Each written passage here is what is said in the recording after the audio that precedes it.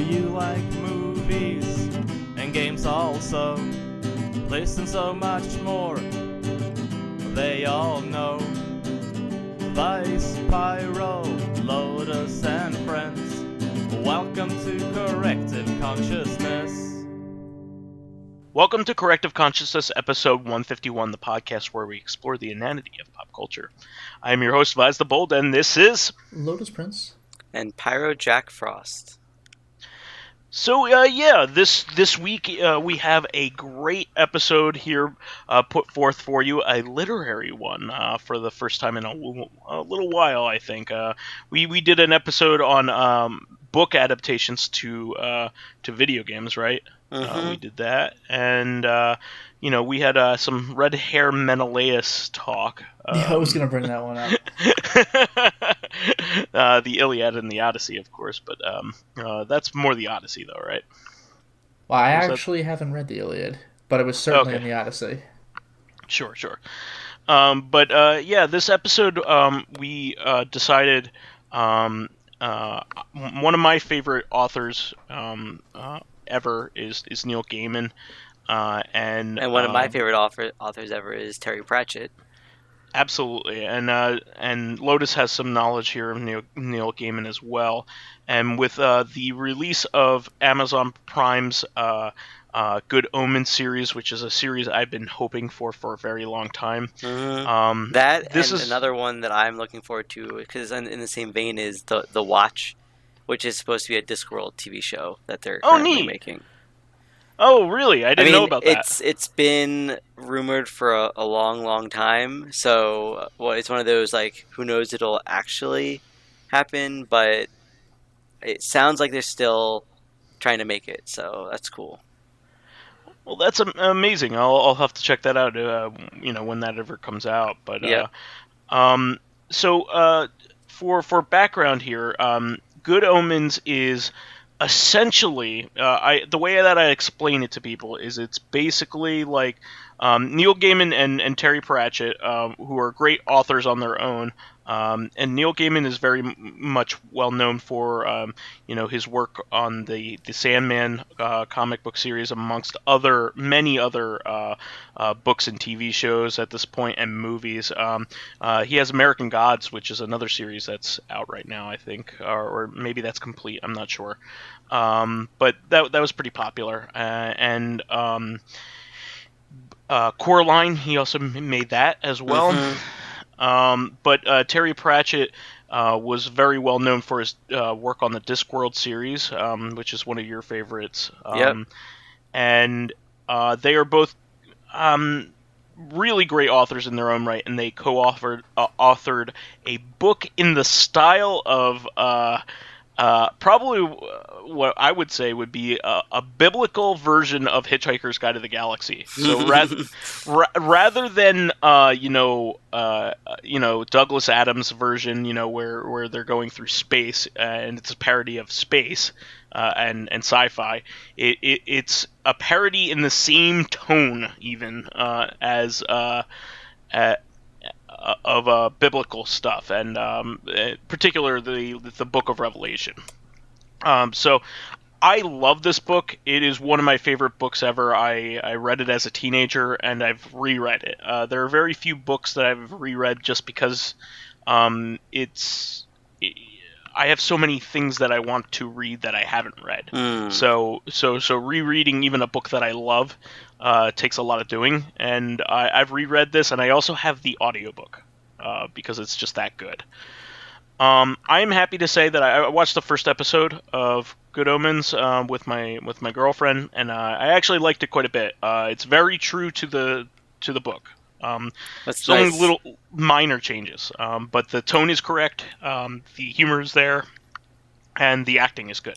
So that's all you could ask for. I read Good Omens, I believe it was last year for the first time. I haven't read it. I haven't had the chance to read it before that. And I thought it was amazing from what I remember. I don't remember much about it, but I haven't started the show yet. I think my fiance and I plan on starting it tomorrow. But I'm definitely looking forward to it because I've heard it's pretty good. Yeah, so the way that I explain it, the premise of it is I'm not giving anything away here. The premise is that um, the the Antichrist is coming to Earth to start the Armageddon, essentially, and as a child, as a baby, and is being brought up on Earth, and an angel and a demon are on Earth doing everything that they can in order to prevent it from happening, because they like Earth too much. Yep. The best quote that I've ever heard from the book, and this is a great quote, is that the big problem with heaven and hell is you can't get a good drink in either. That's fantastic. Yeah, so that perfectly encapsulates the reason why a demon and an angel would be friends and would have the same goal. So they actually like humanity, which is kind of funny when you think about it. So they are doing everything they can within their power, because they have limitations on what they could do. They have to they both have to obey orders, essentially. So they can't operate outside of their position, because they don't have free will. They're not humans. So it's really cool, but it's very funny and tongue in cheek, and it has that dry British sense of humor if you are into that kind of thing. Very great, and the Four Horsemen haven't been introduced even yet, but I'm sure we'll get to them. But we wanted to go over a celebration of the authors individually as a result, because I have a lot of love for them. I wanted to give Pyro a space at least to talk about Discworld first, because it is a hell of a series. Has a lot of books in it, and you've read almost all of them, right? Not even close. I've read really. I've read maybe a third of them. I think I read 10 of them, and there's about 30 or 40. There might be closer to 40 books now. Wow. Yeah, I mean that's not even including. So he made some books for teenagers, or the Tiffany Aching, I think it's called, series that I'm not including in those. Let's say 38, 39 books. So. And then he's written some other books too that aren't Discworld books. So he's written a lot. But yeah, just Discworld, there's about like 38 to 40 books. Last time I looked, and I've read about 10 of them. I've read one. I've read the first one, and that's it. I've been slowing down, not necessarily because I'm getting bored of Discworld. It's just that when I'm on the train, I'm usually instead playing like phone games or my Switch or something. Like it's been something I've been trying to improve, let's say, about myself, is reading more often. But that being said, yeah, Discworld is amazing. Like the first couple books are good, but like he doesn't really hit his stride until like after them, where you really get to see the kind of humor he's going for, which like all of his books are about satire or about like commentary on real life, and he has it in his own way. He talks about it in his own way, and it's just like it's very amusing. I think one of the coolest excerpts that I remember. So one of the books called Reaper Man is about. So one of my favorite character in Discworld is Death. Death is the personification of death, but also he has his own personality. And I read, so people separate the Discworld books into like 4 different categories. There is the death books, there is the wizard books, or the Rincewind. Well, Rincewind is usually in them, but not always. But it's more just about the wizards. There's the witches books. There's the City Watch, and then the 5th category kind of is everything else, because like there's other smaller stories that are going on, such as like Modernization is one little series. The Gods are like have 2 books, but the Death books I love, and one of them, Reaper Man. Death just gets bored of being the Reaper, so he goes on. So he goes on a vacation, more or less, and he becomes a farmhand. so he's still a Reaper man. That's like that's the joke. Oh, okay, no, I was gonna say because like I've read Piers Anthony's the Incarnation of Immortality, and the first book is on death, which is a job, so a person can take the job of death, and if they're not killing people, then people can't die. Like there's a part where someone that's part of what goes on. So there we go. there's no death job. Like he's the only one who can do the job, but he gets bored, so he doesn't want to kill anyone. So souls have nowhere to go. And also, wait. Not to interrupt you too much here, but doesn't he? He does have colleagues though, because like he's only in charge of human death, right? Well, no. So what happens is he is in charge of all death, but when he goes on vacation, other deaths have to like come up. So there's a death of rats. Yeah, it's like there's a death of everything in that book almost. And like near the end. I mean, spoilers in books are different than spoilers in games, but in the end, like all the deaths come back together into him, except for Death of Rats, who just wants to do his own thing, and Death's like, okay, fine, and he's like, and that's like another character that comes up in other books is the Death of Rats. But what happens is like somewhere I don't remember why it happens, but it's kind of like all the. So I guess this is a good way to explain it. So all the wandering souls have nowhere to go. So then, because of this, they have the wandering souls having nowhere to go. He describes like Lovecraftian horror that like it comes out of the ground, and it's the way that he explains it. I'm not going to do nearly as good of a job, but it's like cages with wheels rolling around with a mind of their own. There's stores with like black ooze just rolling down, constantly rolling down them, and like he keeps explaining into it, and eventually I'm like, this is a shopping mall, and like the cages on wheels are shopping carts, and the stairs with black ooze are escalators, and like he explained this Lovecraftian horror about a place where people can go to, wandering souls can go to, and they have nowhere else to go. Yeah, that is pretty. And brilliant. Explains a shopping mall, and it's like that. It was amazing, and like all of his other humor is like that, like him explaining these like modern things. Well, and that was the whole thing with the original Dawn of the Dead movie as well, where like zombies, people wandering a shopping mall. What's the difference? Like that whole just like pretty like that one was more blunt force than the Pratchett version because it was a movie. I love in the original one, which is The Color of Magic, is the first book. The entire book is centered around the fact that the town, what's the major town in Discord?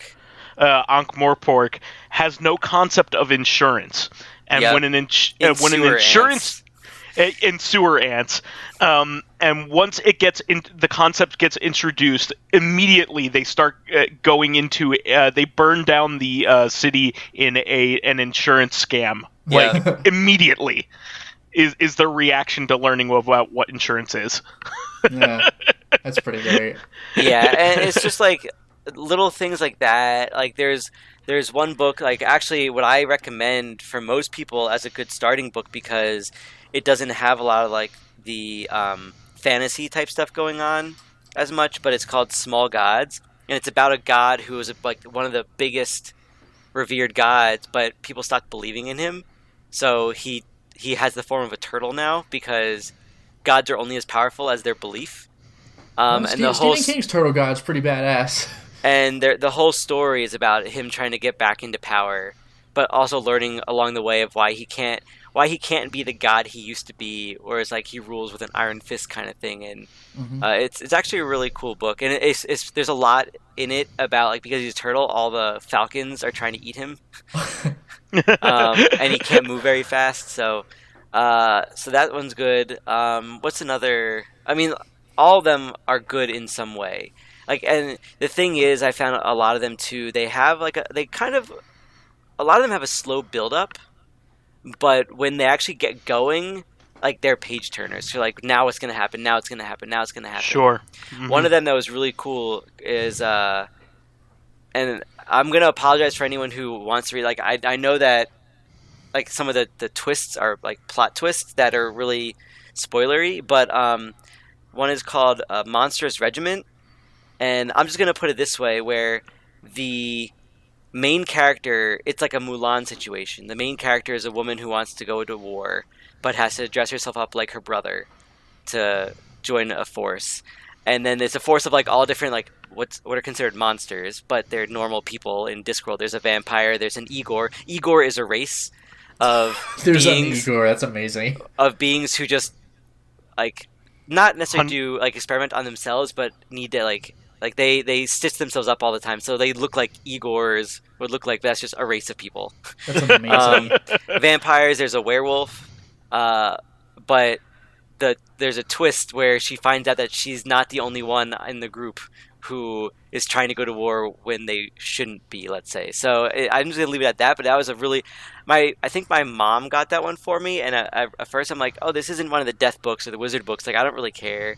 And then I started reading it, and I'm like, this is actually really good. Nice. I always like his depiction of like gods, because they're always kind of like Greek gods. They always have a lot of personality, and they're always kind of sneaky bastards. Yeah, The Greek gods are pieces of shit. Like they're so cool, but they're such dicks. Like if they were people, you'd punch them in the face. Yeah. I just loved like in the first book, Luck is like the primary god that they focus on, and Rincewind's patron god is Luck, but he doesn't know about Luck at all. And like basically the gods are all playing this giant D&D board with everybody, which is really fun. And her piece is Rincewind, who's the main character in that book. That's like her hero that she's controlling. Yeah. And I love the description of what like the incarnation of Luck is like. So nobody can worship her because inevitably it'll backfire. Yeah. There was and then they said essentially that like anybody who's asking for luck will never receive it, is one of the major descriptions.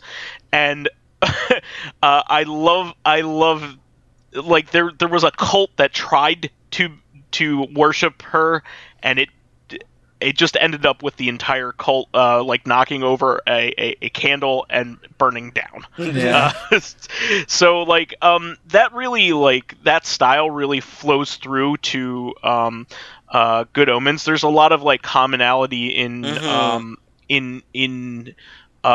type of humor and also the way things are described. So for instance, they describe God, the Christian God, or Judeo-Christian God, I guess, in this case, as as basically a poker dealer that is dealing in an infinite number of decks, and won't tell you what the rules are, and is smiling at you the entire time. Sounds about right. So yeah, and also the horseman, the death horseman in that is similar to the depiction of death in Discworld, I would say too. Just at least in the way that they speak, in particular, with all caps. But a little bit more on the serious side, I would say, for that particular character. So I particularly like that. So, do you have any other experience with any of the other media, Pyro? Yeah, I mean, there's three movies, or they weren't really movies. They're more like, I don't know what you'd call it, but they're like double episodes that are each like an hour and a half long. Okay. That were like a special almost, or something. Yeah. But it's basically a movie. One that was a Color of Magic movie. It wasn't Light Fantastic, which is the second book, because I can tell. But it was Color of Magic was one of them.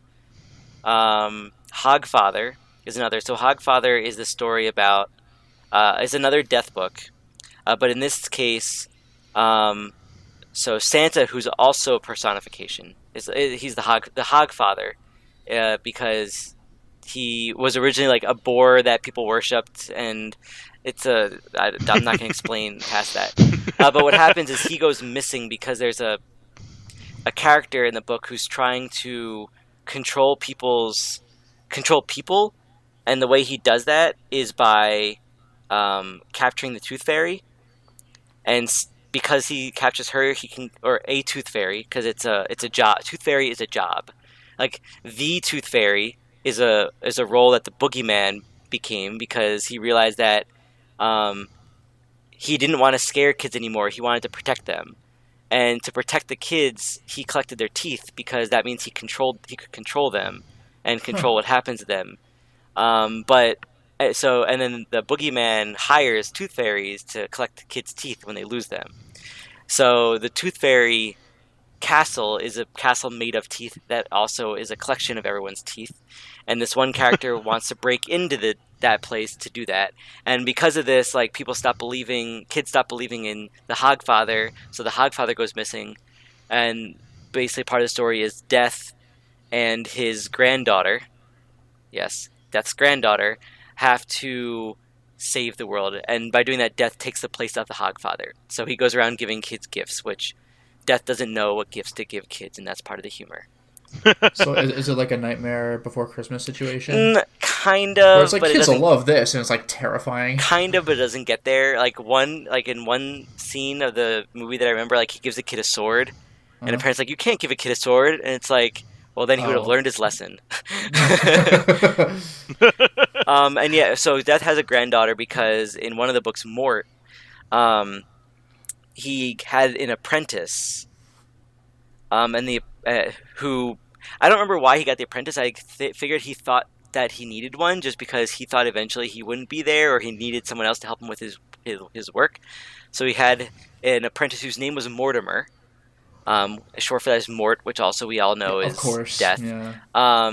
And Mort falls in love, but because Mort has some of Death's power, their daughter also has some of Death's power. Okay. And that's how that worked out. But so that's another one which is really good. And then the other one was Going Postal. And it has that double meaning, because we all know what going postal means. Sure. Mm-hmm. Because post office workers would go crazy and kill people, let's say. But it's also it's the first book where they introduced the post office into the Discworld series, and a con man who's one of the main characters in a few books. The patrician, who's basically, let's say, the mayor. He's a lot more than that, but he's like the leader of Ankh-Morpork. He, instead of the con man going to getting the death sentence, he's like, you know what? What a fate worse than the death sentence is you trying to give some more life into the post office. It's a fate worse than death. And he actually ended up doing a really good job, et cetera, et cetera, et cetera. But that was also a really good one, Going Postal, and it's about like the post office and like the Pony Express and what they call the clacks, but it's basically their telegraph system.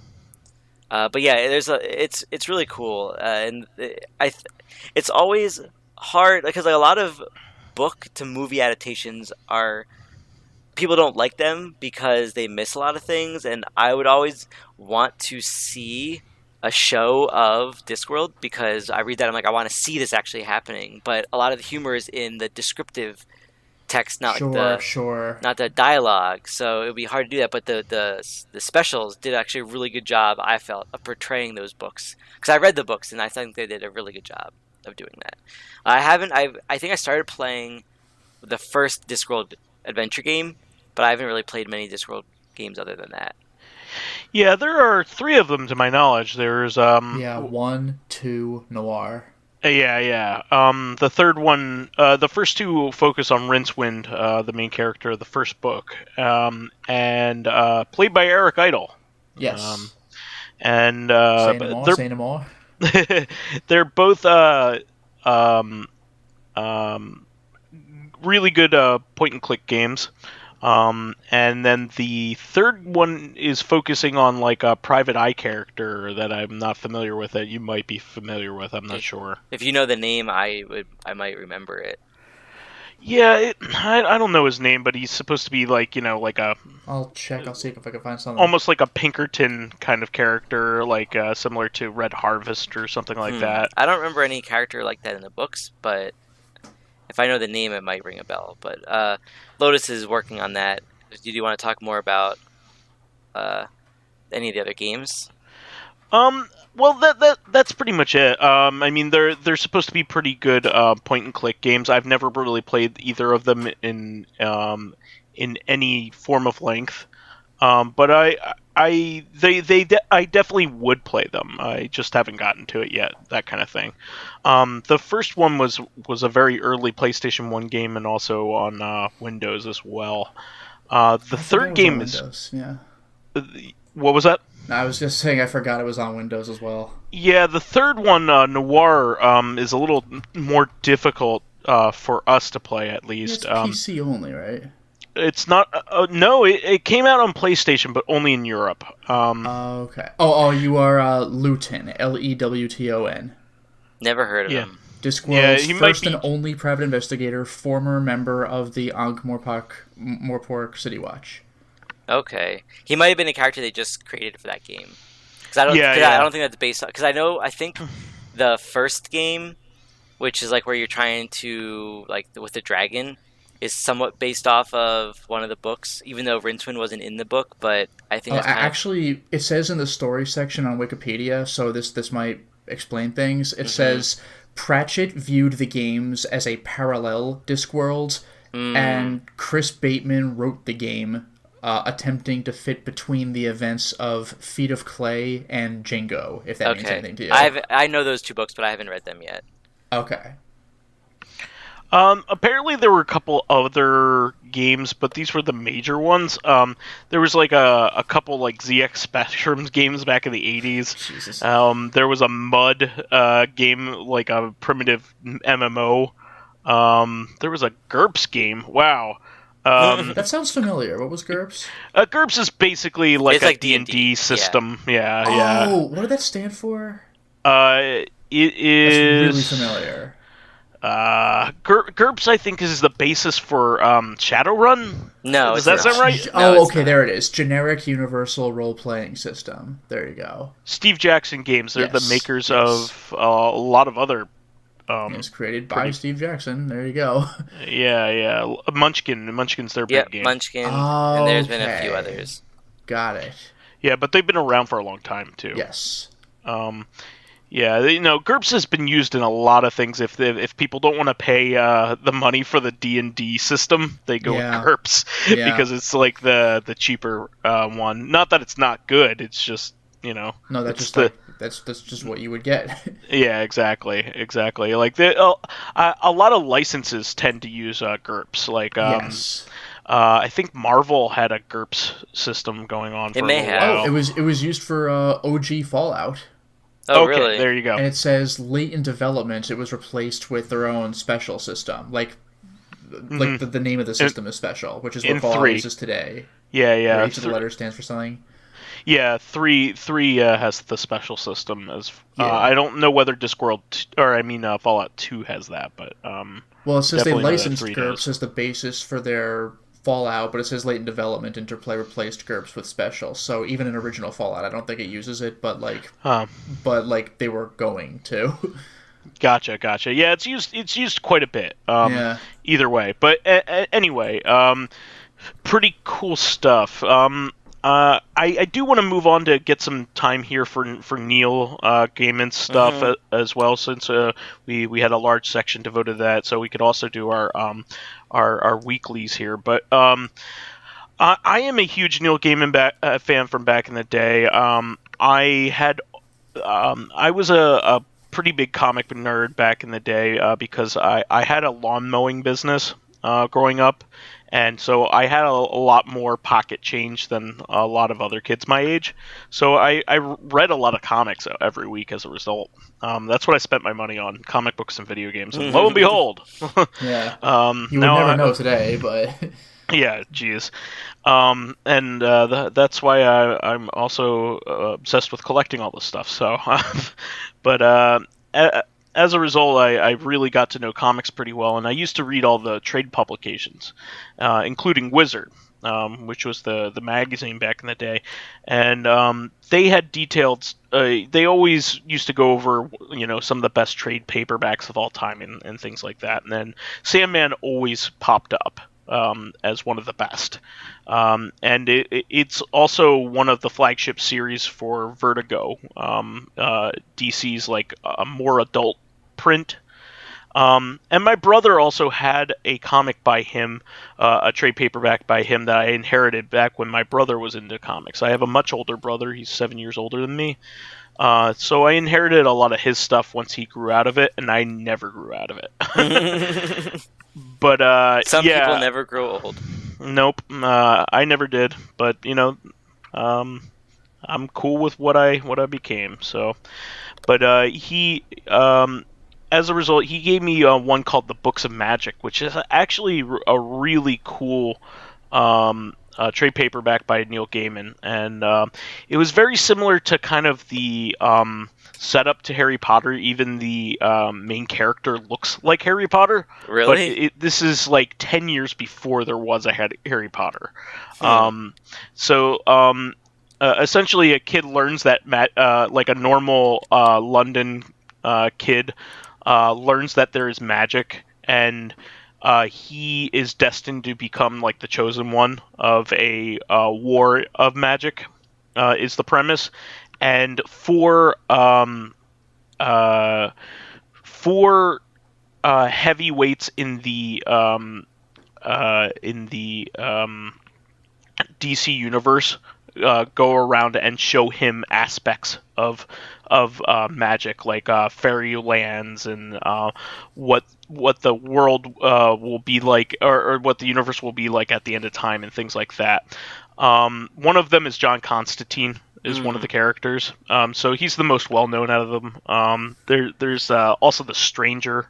There's also a few other two other characters. I forget who they are, but it is an excellent read on its own. It becomes a comic book series later, but the initial trade paperback is the only one that's actually written by Gaiman, and the quality shows. It's a good story on its own.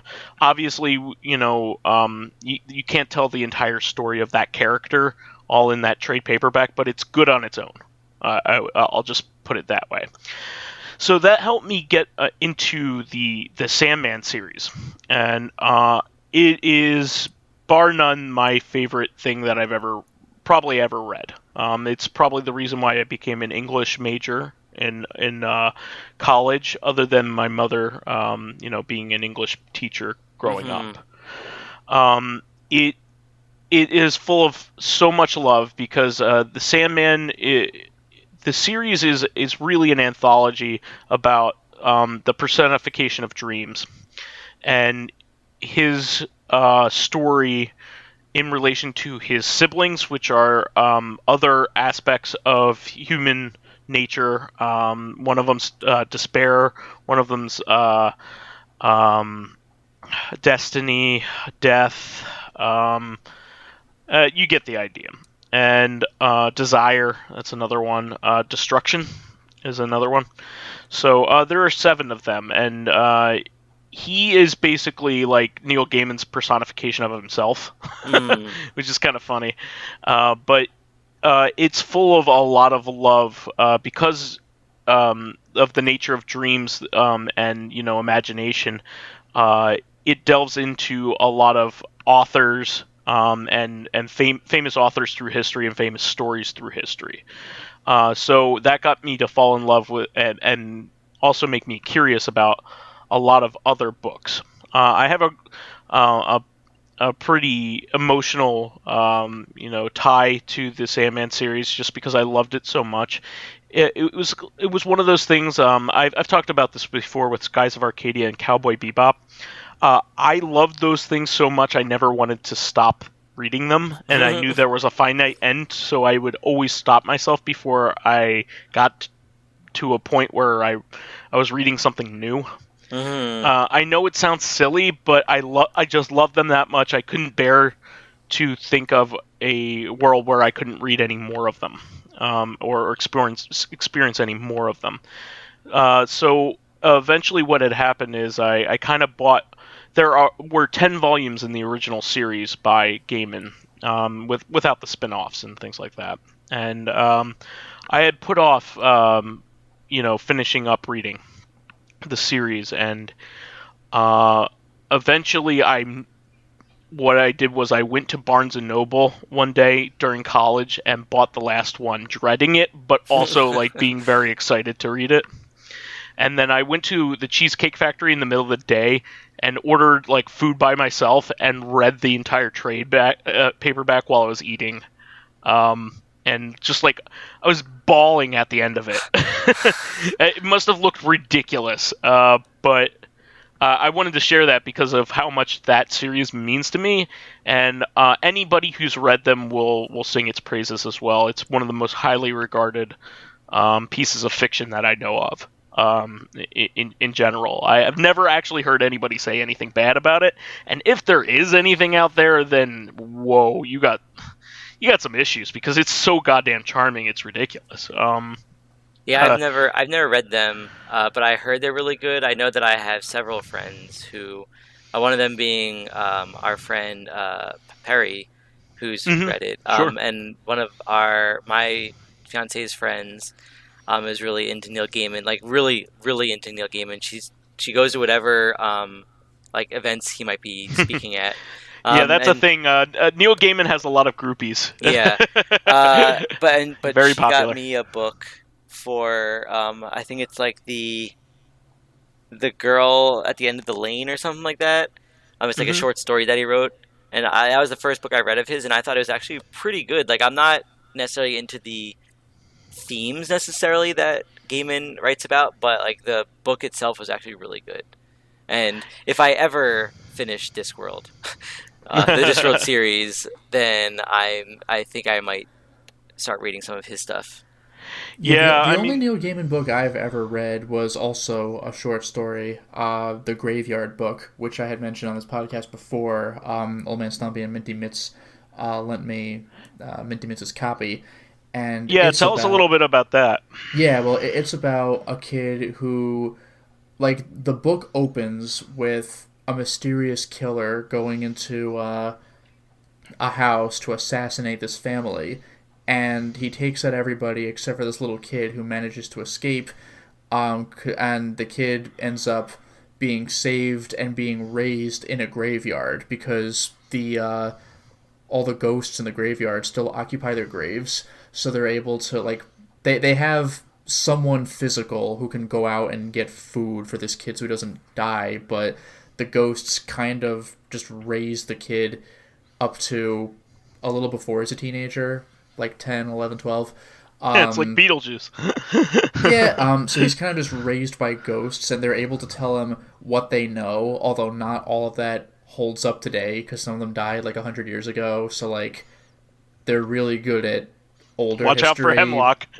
Yeah, exactly. Like they're pretty. They really have interesting stories about like the 1700s. But what happened in 1950? Like, geez, I don't know. I can't leave the graveyard. But the kid is able to learn interesting techniques. Like one of them, I forgot exactly what it was called. It was something like the walk of the ghost or something like that, where like he's able to not literally become invisible, but make himself like very, very easily overlooked. Where like he's in school and a teacher took attendance and everything, but they still just forget he's there, like stuff like that. It's pretty interesting. And there's an actual plot where the kid has to like accomplish a specific goal and everything, but I mean, you used the word charming already for Sandman, for example. I found the Graveyard Book to be charming as well. It's a book that kids can easily pick up and read, but it's not like corny little kid stuff. It's still interesting for adults to read as well. So that's the only Neil Gaiman I've ever read, but like I would like to look into his other stuff, like American Gods, Sandman, and then, of course the collab with Terry Pratchett, Good Omens. The only other experience I can say that I have regarding Neil Gaiman was not the book, but the movie, Coraline, which I found very entertaining as well. It had very Alice in Wonderland vibes, where there's like another world and you're led by your cat who seems to know a lot of stuff and also can talk.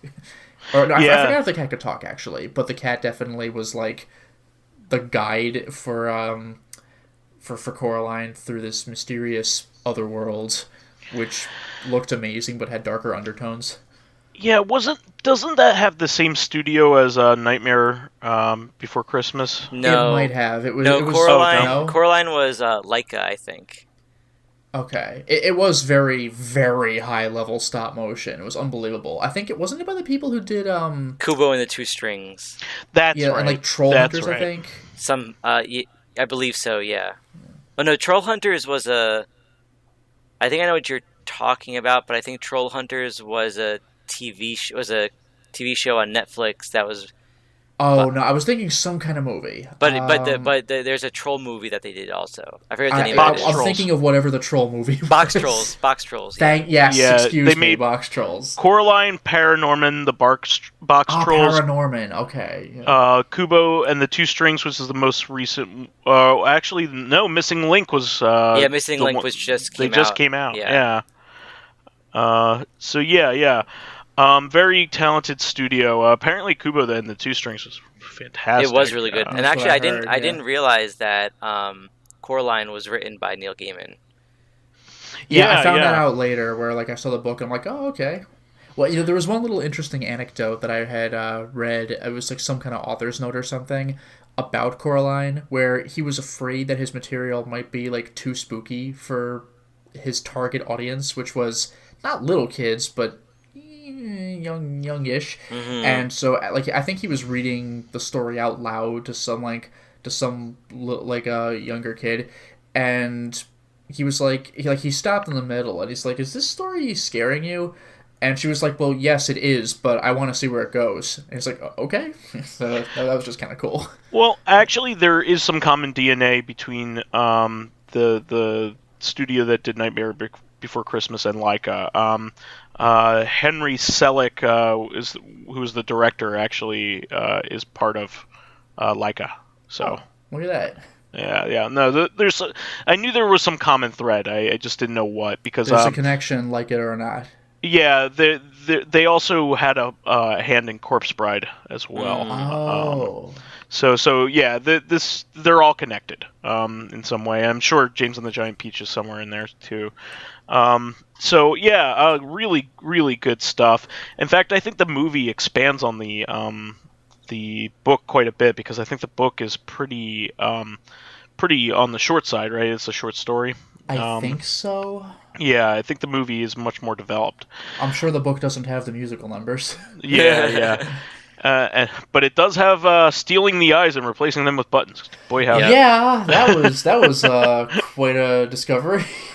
But I love that movie, and I also love another book or another movie that came out just before that. It was called Mirror Mask, which also had involvement with Neil Gaiman, and that's also I think that's the third non-Muppet Jim Henson movie. Okay. It's a Jim Henson movie without Muppets. So like Dark Crystal and Labyrinth. That good stuff. Good stuff. I could talk a lot about Neil Gaiman, because he just has so much.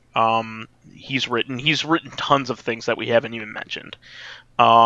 And he's very prolific, and he's a great comic book writer, one of the best. I have a lot of his work, but if you're going to start somewhere, the Books of Magic and Sandman are great starting points. Coraline as a movie, another great starting point. So, but this Good Omens show is also another great starting point, because people Coraline are talking was my about starting it. point. I didn't Yeah. even know it was Neil Gaiman. I just saw it in the theater. I was like, this looks cool, and I liked it. And then later, I was like, oh, that was him. All right.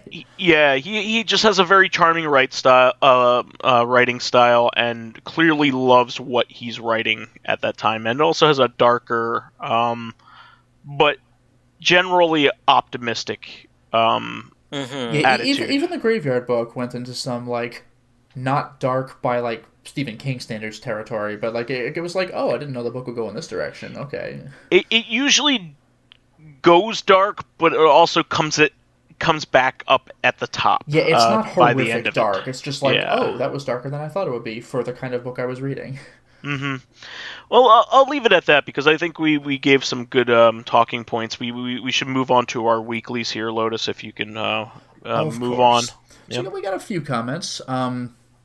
Dracologist had a couple. One, this is regarding Old Man Stumpy talking about wrestling, and he was like, "The Shield? Are they the agents of Shield?"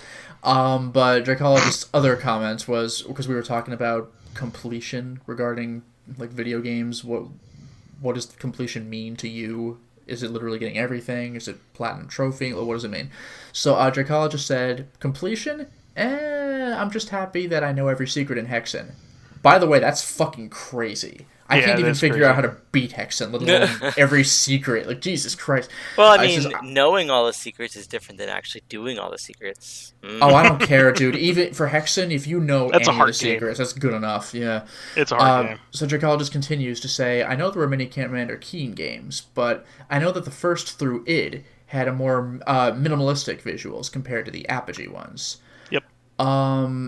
And he says, interesting how in Marvel, villains are starting to get more likable than the main heroes. To be fair, that's always true, though. I was going to say the villains tend to be charismatic, because otherwise you're just like, oh, that guy's an asshole and I hate him. That's why Venom became a good guy. I mean, there's a reason that happens all the time. And like heroes tend to be like the straight men, because like I gotta stop the villain. So like the villains are evil, but they tend to be more fun. Yeah, in a way, the villains need to have more personality than the heroes, because the heroes are the good guys. Like they don't necessarily need a personality to be likable because they're the good guys, whereas the villains need personality for people to like understand identify their reasoning and stuff like that. Yeah, and also when we were also discussing like keeping titles secret, like Blue Harvest for Return of the Jedi, that kind of thing. Dracologist says, keeping title secrets remind me of IDSP, ISPOPD. I forgot what that meant. I just know that was the no clip code in Doom 1. In Doom 2, it's ID clip, IDCLIP. But in Doom 1, it was IDSPISPOPD. It's an abbreviation for smashing pumpkins into small piles of putrid debris. Jesus. And it's kind of fun to type fast if you get used to it. It's just like like it just feels right when you get it right. Wait, like that? Yeah, it's kind of like a Batman transition screen. No, I was talking about like the the E1M1 music. But, yeah. Well, E1M1 music? Don't you mean Master of Puppets by Metallica? I have a quick correction for last episode, by the way, concerning Corrective Consciousness. Get it? Yeah. Concerning Commander Keen, you guys were talking about Commander Keen. So you are correct that the Commander Keen collection only currently has 5 games on it. So episodes 1 through 3 are part of the same series, and then 4 and 5 are part of the second trilogy. Okay. And the 6th game is let off, but the 6th game is still not published. God. So what Old Man Stompy is referring to is actually kind of a guiding game that was made in between the 2 trilogies called Keen Dreams. That was made in between, and that is available. Unbelievable. Yeah, so it's a game that it's like a side game taking place in between the 2 series, where he's being attacked by vegetables in his dreams. All he has to do is wake up. This is easy. The 6th Why game. didn't I think of that? The 6th game, unfortunately, is not available at all, which is a shame. Through probably some licensing issues. I want to see how it connects to Doom lore. He's the grandson of. Yeah, but I want to witness that in the game. Like, there it is. Doom guy gives you a pat in the back or something. Dope fish. Yeah, dope fish. All right. So for the other comment, Living Corpse says, for specifically last week's episode 150, the legendary Mewtwo episode. So does that mean that this episode is missing number? No, this is Mew. Oh, this is Mew. Yes. Yeah. This Mew is 151. Yep. Legendary Mew episode. Hey, if we only thought we'd get here, we could have named all the episodes based on the Pokemon. Although we still have plenty to go, right? We can technically keep going. Yeah. All right. So for the question, this is Dracologist. What was your favorite enemy to kill in a video game? Not because like they're a main villain or whatever, but just satisfying enemy to kill. One example Dracologist, could say would be Diablo. The Hellfire monster called a Horf, which looked like an inflated blad, I don't know what that is, with clawed paws, eyes, and mouth that exploded into tiny bits like a watermelon under ultra voltage. So just physically fun to kill, I guess. Satisfying to kill. I really relish playing. I really love the Geometry Wars games, and I get a lot of satisfaction of killing the gravity wells because they're very dangerous. They're probably the most dangerous and also strategic enemy in the entire series, and they've been there since the very beginning, since like the Geometry Wars that was like a side game in Project Gotham 2. But yeah, I get a lot of satisfaction over conquering those because they are the most challenging aspect usually of most maps. Yeah, I was gonna say, like, in a similar thing, I could see like killing some of the enemies in Diablo is very satisfying because like when they like, I'm not a huge gore person. Like, I know we talked about Mortal Kombat in Reactive Consciousness, but like not a huge fan of those games in the terms of the gore, but in terms of Diablo, like seeing enemies explode and like have that the noise. Old style, yeah. But I will say my answer for this is bosses dying in Final Fantasy VII. Like at that time, I thought that was really cool because like they do that shake, or bosses in any Final Fantasy even, because they do the shaking and the disintegration effect. Like if you think about like the bosses in Final Fantasy, like for the Super Nintendo, they couldn't even in 6 they would dissolve away. They couldn't do like things with the sprites. They just had to find a way to destroy the sprites. So they would like the sprites would shake and they dissolve. They turn red and dissolve, and like they'd have that satisfying like like noise. And they kind of did that in 7 also, and I think that was very satisfying to me. Like whenever I killed a boss and saw it turn like reddish, orange, pinkish, whatever color it turned in 7 and just disappear, I'm like, yes, I did it. Like this was worth it. Yeah. You know, in that regard, this wasn't going to be my answer, but I do kind of like the Mega Man X 1, 2, and 3 bosses when all the explosions appear and then the body disappears and the explosions eventually stop one by one. That's just kind of satisfying.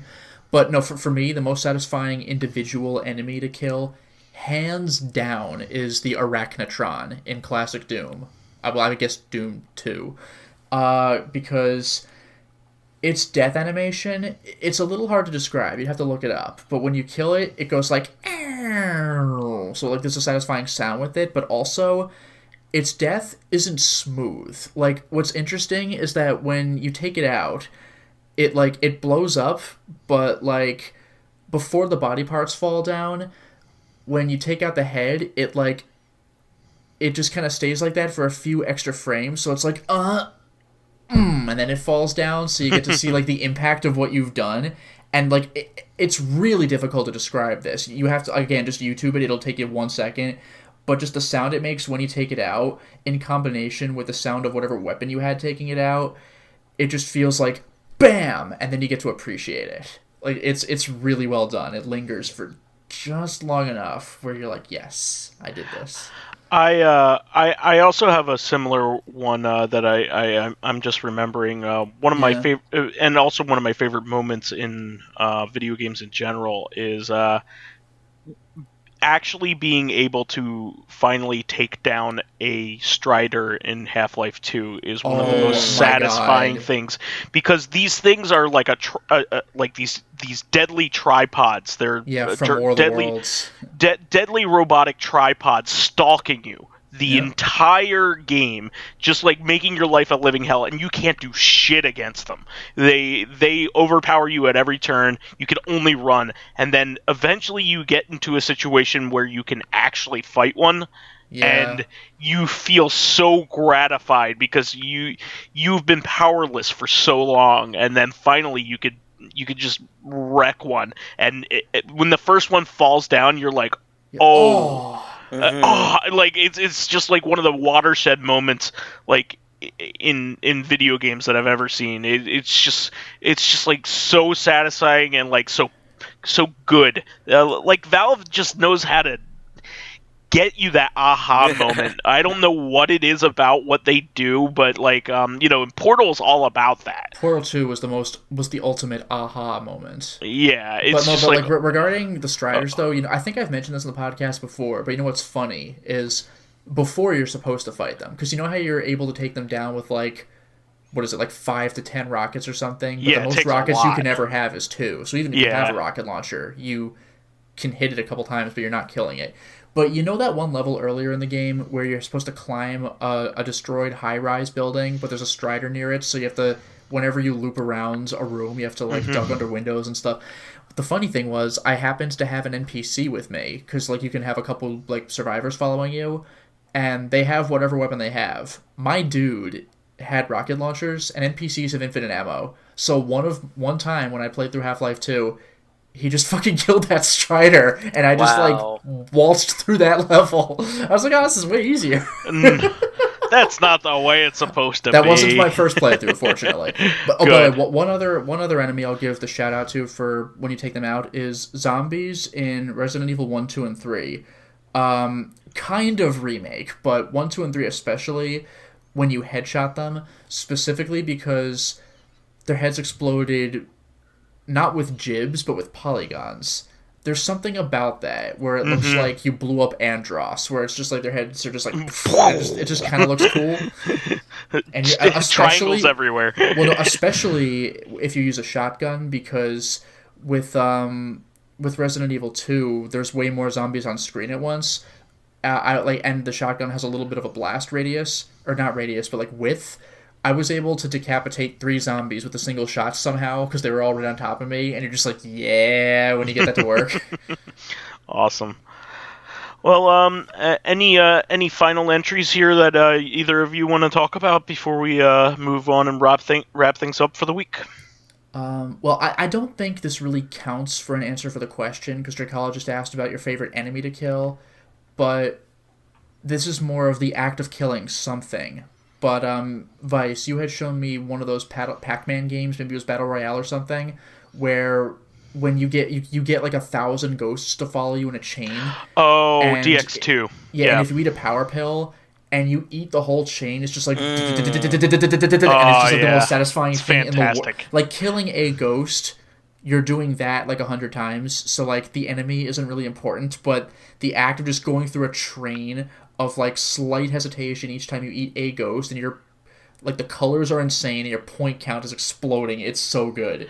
Yeah, Mario with a Koopa shell is probably the first time of that kind of mechanic that I can think of. Oh, when you kill like 3 Goombas, it's like do, and you're like, I can do that. Or Mario, you could do multiple up to getting a 1-up. Yeah, or in Mario 3 when you slide down the hill and you take out a bunch of guys at once. It's like, yes. Very satisfying. Satisfying. Again, it's not about the enemy, but it's about what you're doing, and you're like, oh man, that was an option the whole time. How about you, Pyro? Any last thoughts here? No, I think I covered it. I think like just the combinations in times of like the sounds and the actions of the enemies is what makes a good kill.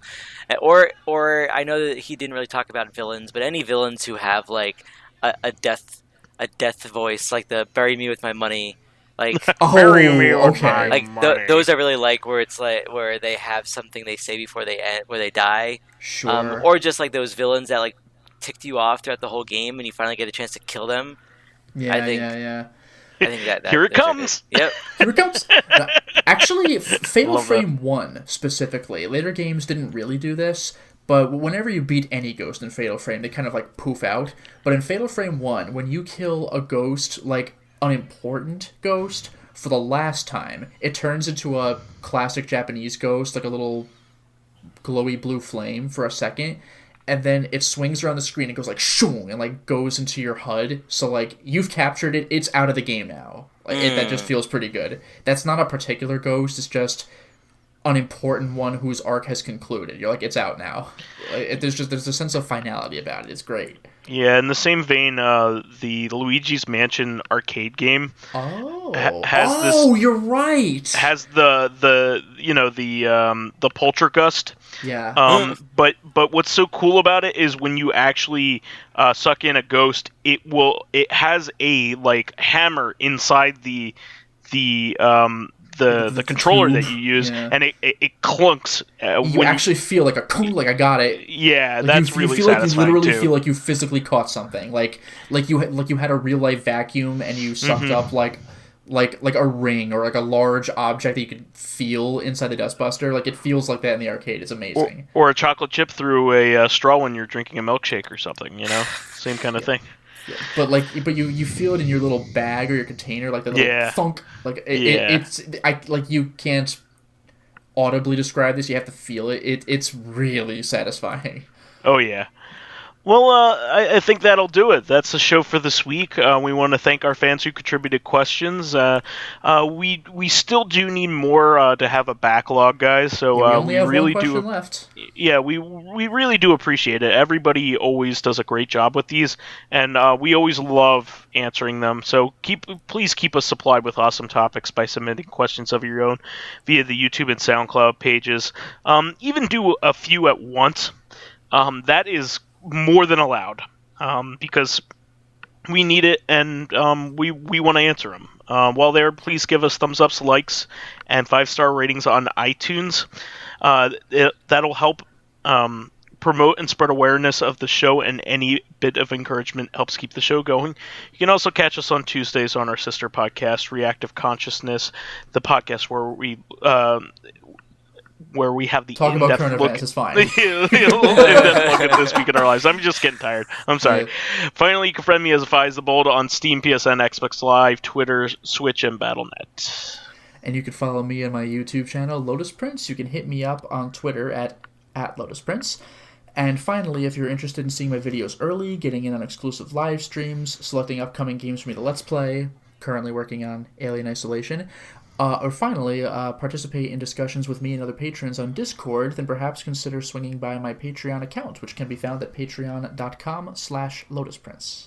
And you can find me as PyroJackFrost or Cloudoid540 on Steam, PSN, Battle.net, and Switch. All right, guys. We will have another great reactive episode next week on Tuesday, so we'll catch you then. Until next time, everyone. Peace out, everyone.